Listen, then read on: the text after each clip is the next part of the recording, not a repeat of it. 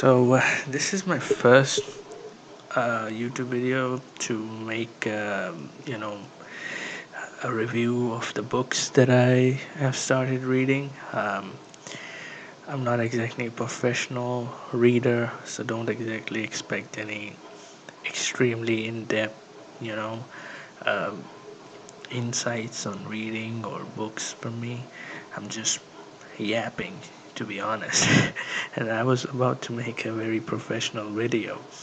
But then halfway through, I realized that I don't have the expertise to do that, and I dropped the idea of making the YouTube channel entirely.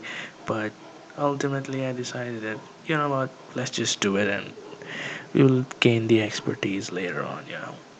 So, my first video, I'm just going to review or talk about, this book that I've read, Red Rising.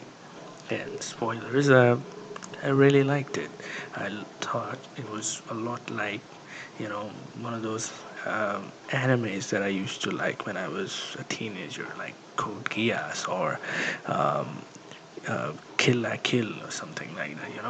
Um, so, to give a brief overview, it's about 700 years or something like that in the future, where the humanity has spread all the way to the end of the solar system, and it's ruled by um, this hierarchy. There is this caste hierarchy that started out in a good way to divide human potential, so different work can be done by different people.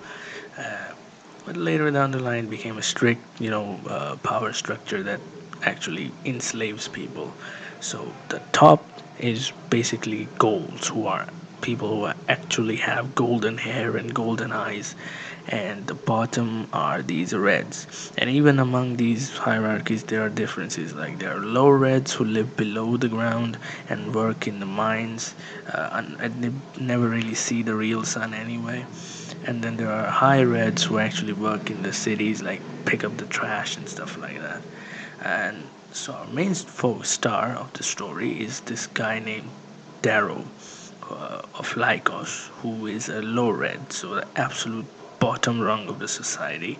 And he lives on Mars and not on Earth. And he lives in a mine called Lycos.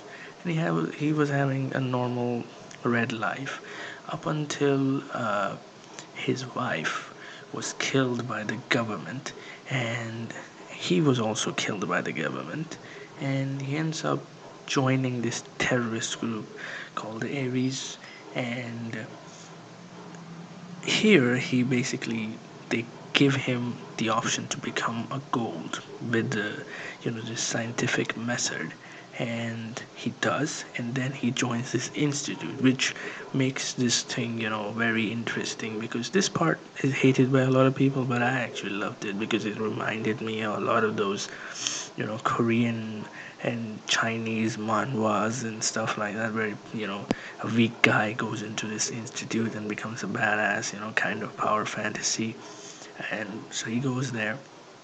He meets these rich and powerful goals. Some of them are nice, some of them are not so nice. And you know,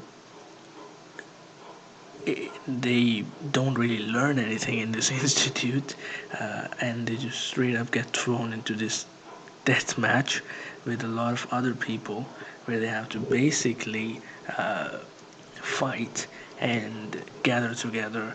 And the guy who becomes the head of all the clans that they are divided into, which are called the houses, and our guy is obviously in House Mars, and he will become the best warrior, and he will get to go to another academy, which is a proper academy, where they get treated like students, and they get learn, and then they join the different military units of the society. And that's what our main character is trying to do. But obviously, joining in the institute, he meets some nice people, some bad people, and he really, has this moment where he doesn't know what he's doing. And first, the determination to destroy gold he starts out with slightly gets different, and he starts to make a bond with these people. And it's a really well done story with lots of good ups and downs. And yeah, it reminded me a lot of those Eastern uh, books and stories. And the ending is really, really good, especially for someone who's looking for like an anime like story, something that is about a lot of more power fantasy, but it's also sci-fi. And it has some cool gadgets and stuff like that, especially the next few books, which I have also read, but I'm not going to review because then I won't have 3 videos worth of content. But yeah, overall, I would say it's a really good 7 out of 10 book, and I'm looking forward to the next few books as well.